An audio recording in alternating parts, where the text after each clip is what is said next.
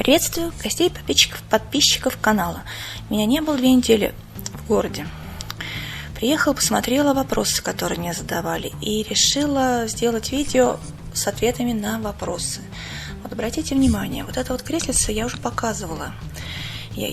Когда с заказчицей мы договаривались изначально, обговаривалась на одной петле, чтобы вот наверху было. А когда она получила, она решила повесить на 2 точках. Нашла там на балконе, ей как удобно сделать. И вот таким вот образом разрезала петлю вверху. Ни в коем случае так делать нельзя. Все, кресло испорчено, стропы переплетаю по новой ей. Почему нельзя? Потому что, обратите внимание, когда плетется кресло на одной петле, веревки складываются пополам, в общий пучок складываются и оплетаются другими веревочками, квадратными узлами, а потом вот так вот затягиваются в петлю. И потом, когда уже вот из этого общего пучка веревки берутся для строп, уже непонятно, в какую стропу какая веревка куда ушла. И поэтому разделить общий пучок потом, если вам захочется, не получится ровно. И резать его ни в коем случае нельзя. Легче дырку в потолке одну сделать, дополнительную, чем... А вот когда, если у вас было на 2 стропах, вот на таких вот кресла, можно сделать. Если вам захотелось потом повесить в одной точке, вот так вот просто закрепили в серединке, и у вас будет кресло на одной петле, если оно изначально было сплетено на 2. Вот такой вот у меня вопрос. Я даже не думала, что у меня такой вопрос вообще может возникнуть. Но такая ситуация возникла. Резать петлю, чтобы разделить на 2 стропы, ни в коем случае нельзя. Вы испортите изделие. Вот обратите внимание, вот еще вот существуют вот такие вот петельки. Эта петелька у меня маленькая.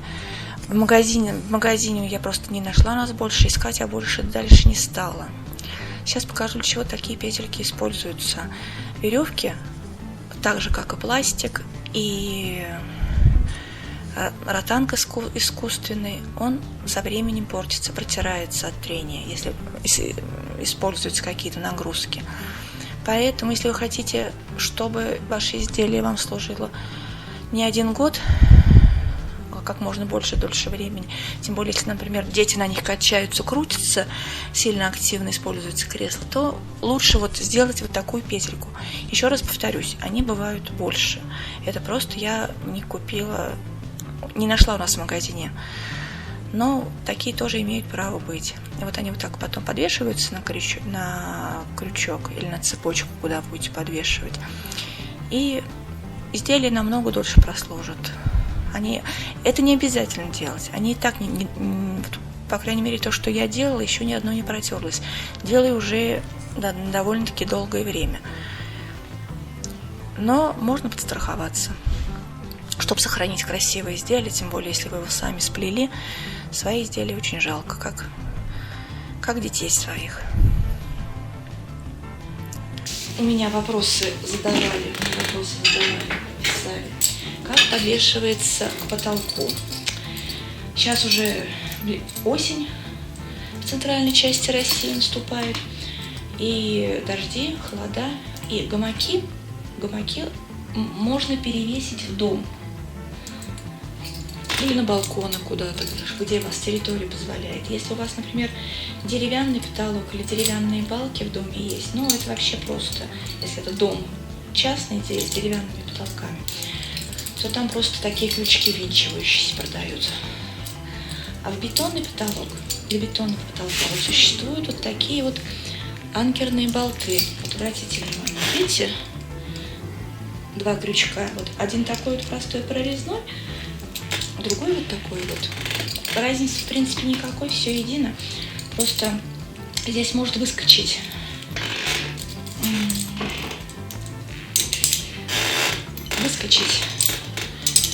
петля, или цепочка, на что вы сначала подвесите цепочку, если будет. Вот на такой подвешивать. Вот карабин берете, отжимаете и вот так вот уже его подвешиваете. Видите, он уже никуда не денется. Так я так думаю, что все-таки это понадежнее. Вот обратите внимание, анкерные болты. чем они отличаются от других? У них вот есть такая вот гаечка, и вот там внутри резьба,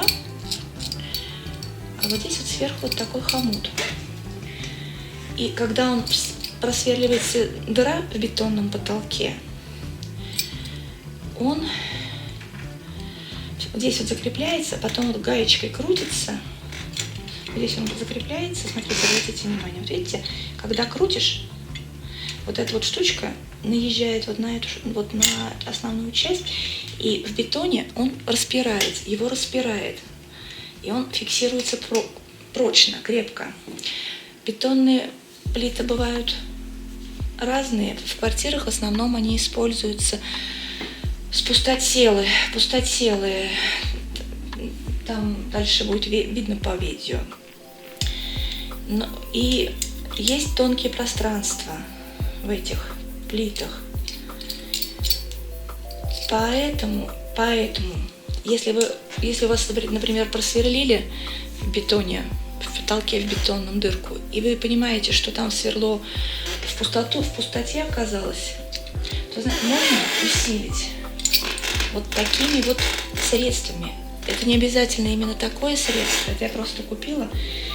У меня сейчас есть заказ на кресло, которое будет повешаться на балконе. Вот я купила вот эти вот средства, я все-таки хочу сделать полноценное видео, как повесить, чтобы вам показать в бетоне. Сейчас пока просто скажу.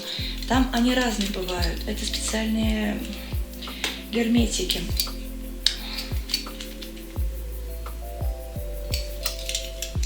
Для анкерных болтов, для укрепления, усиления, его, когда просверлите дырку, вот специальные тут есть такие вот насадки, их вот так вот потом вдеваете, в дырку вставляете и с помощью пистолета выдавливаете. Тут вот все на картинке нарисовано. Можно будет это все посмотреть. Да и в интернете, в принципе, есть такие видео. И после того, как вот это все заполнили дырку в бетоне, вот которую что просверлили, вот этим составом, таким составом, потом закручиваете вот так вот анкерный болт, закручиваете, вставляете, даете время на высыхание, ну, не знаю, сутки нужно там, в зависимости от времени, указанного на вот пузырьке вот такой вот. И все, тогда он вообще будет очень крепко держаться и никуда не денется. И вес значительный выдерживает такие изделия. Вот. В том числе и на подвесные потолки делают, на натяжные. Но в этом случае, конечно, надо просить специалистов сделать. Я постараюсь сделать видео. У меня есть сейчас заказ на кресло, которое будет подвешиваться на балконе. И я постараюсь заснять вот это видео, как сделать. Но пока вот в таком виде я вам информацию предоставлю. Вот этот вот анкерный болт, я слишком большой тогда купила, я еще не знала, как чего. Видите, он мне насколько выступает с потолка. Такой не надо, это ни к чему совершенно, такой большущий покупать. Вот смотрите, вот можно использовать вот такие вот еще пластины, крепления. Вот это конкретно очень большое и тяжелое. Оно использовалось для крепления, использовала для крепления детского игрового комплекса. Я плела его, он 3-метровый, очень большой был и рассчитан был на большое количество детей. Это для игровой площадки. Вот также там на 4 анкерных болта крепится и выдерживает вообще большие нагрузки. Можно закрепить.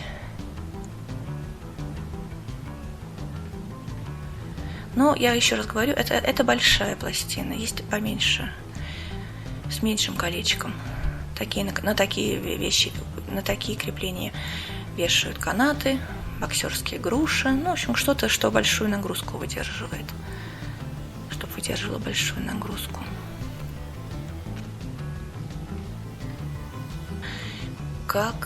Какие обручи я использую?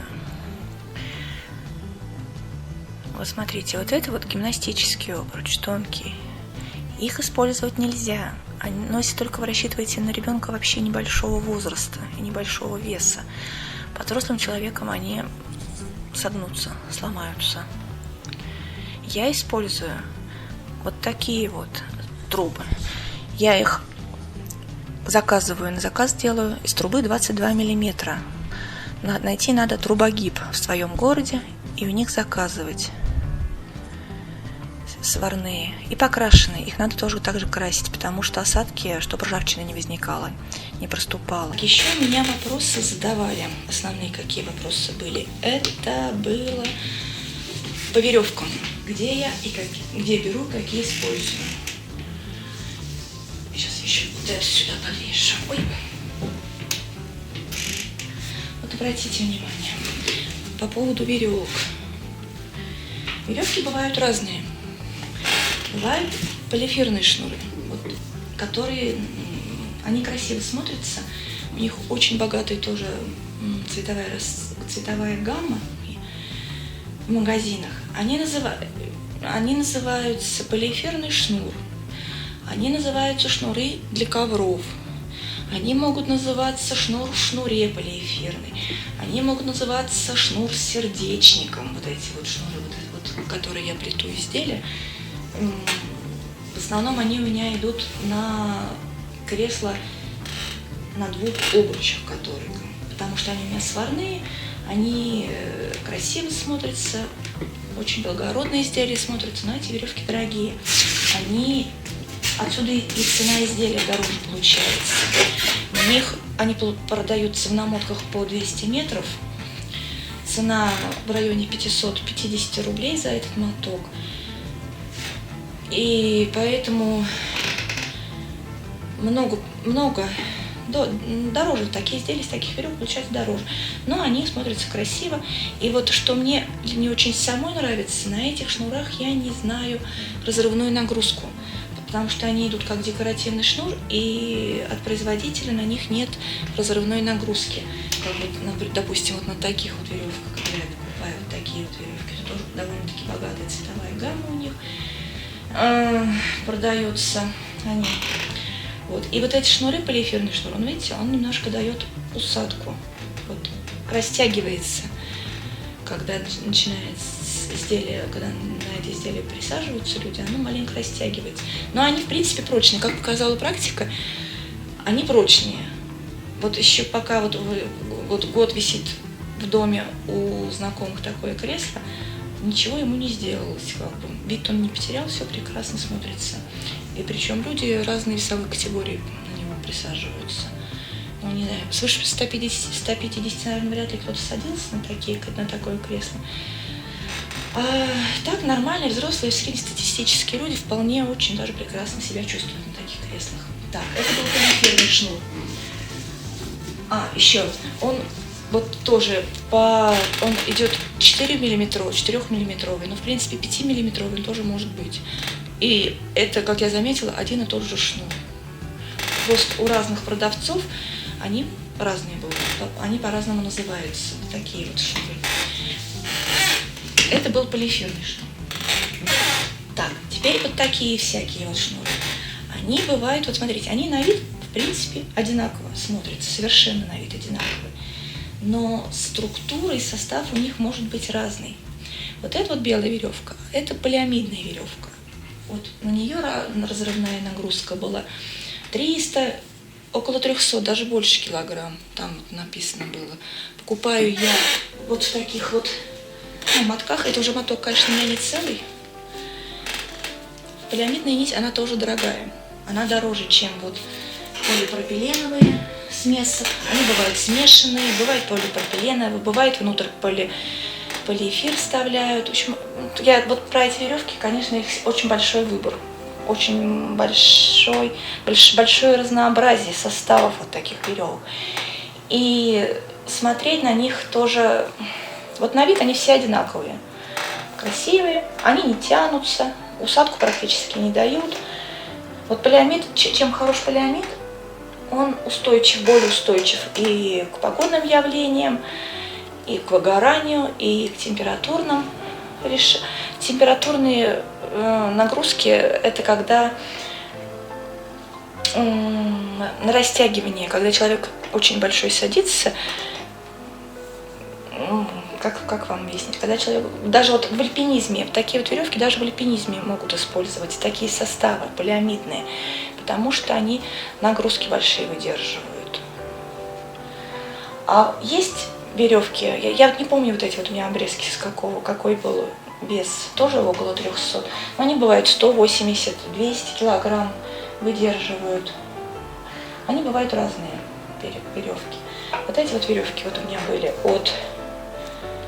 от колец гимнастических. Я тогда покупала гимнастические кольца обычные, чтобы маленькое кольцо сверху там прикрепить. И вот к ним прилагалась такая веревка.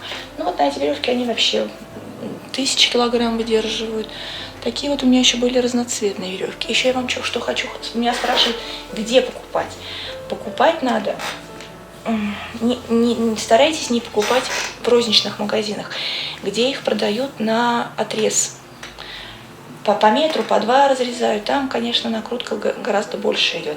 Эти веревки так все это не сильно дешевый получается материал. Отсюда и цена складывается на кресло. Лучше найти в интернете оптовый магазин или сетевой какой-то магазин. И желательно в своем городе, чтобы можно прийти на склад, вот потому что я даже прихожу, я покупаю у производителя вот такие веревки. Это в городе Дзержинск находится производитель.